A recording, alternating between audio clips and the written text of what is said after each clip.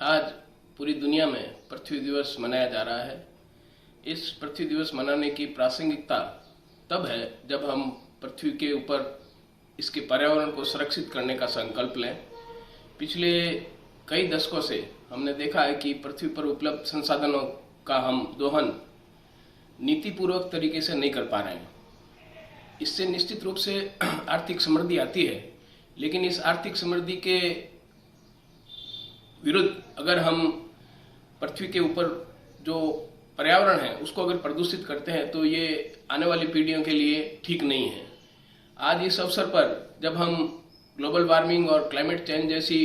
ज्वलंत समस्याओं से दो चार हो रहे हैं, तब हमारी नैतिक दायित्व या जिम्मेदारी बनती है कि हम सामूहिक रूप से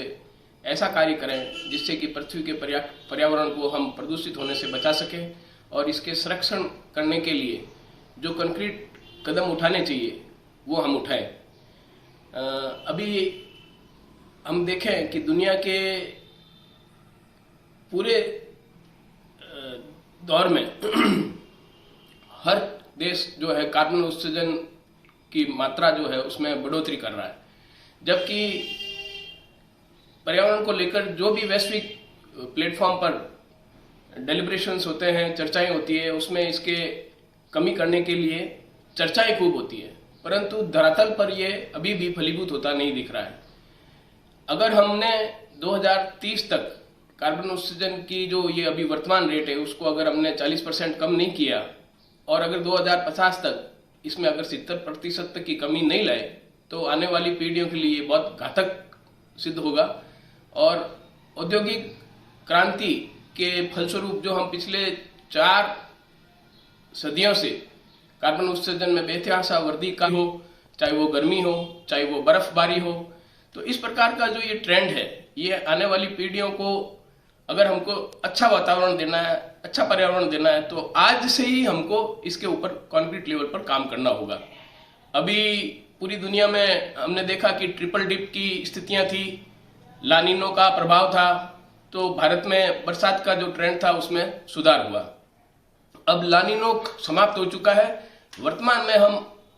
अल्निनो सदर्न ऑसिलेशन की अवस्था में गुजर रहे हैं और हो सकता है जून के बाद अल्निनो की जो परिस्थितियां हैं वो पूरी तरह से हावी हो जाए, तो इससे हमारा मानसून प्रभावित होता है। और अगर मानसून प्रभावित हुआ तो हमारी, चूंकि हम तो कृषि प्रधान देश में रहते हैं, और अगर मानसून प्रभावित हुआ और बरसात कम हुई तो हमारी इकोनॉमी में उसका बड़ा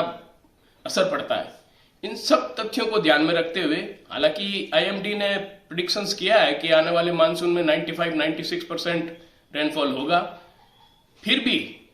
we are hoping for the best पर रेडी फॉर द वर्स्ट। तो इस स्थितियों में हमको ये देखना होगा कि हम हमारे स्तर पर, सामूहिक स्तर पर पर्यावरण संरक्षण के लिए क्या अच्छा कर सकते हैं।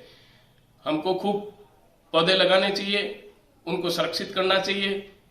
जो संसाधन है उनका बहुत नीतिपूर्वक पर्यावरण को प्रदूषित होने से बचाते हुए उनका दोहन करना चाहिए, प्लास्टिक का उपयोग कम करना चाहिए, जल को संरक्षित करना चाहिए, क्योंकि आज जल, जंगल, जमीन और जलवायु सभी संकट में है। ऐसी स्थिति में पृथ्वी दिवस मनाने के लिए मैं सभी से ये पुरजोर अपील करता हूं कि हम सब सामूहिक रूप से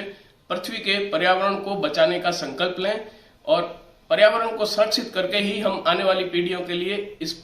ग्रह को, जो कि एकमात्र हमारा लिविंग प्लेनेट है जिस पर जीवन संभव है,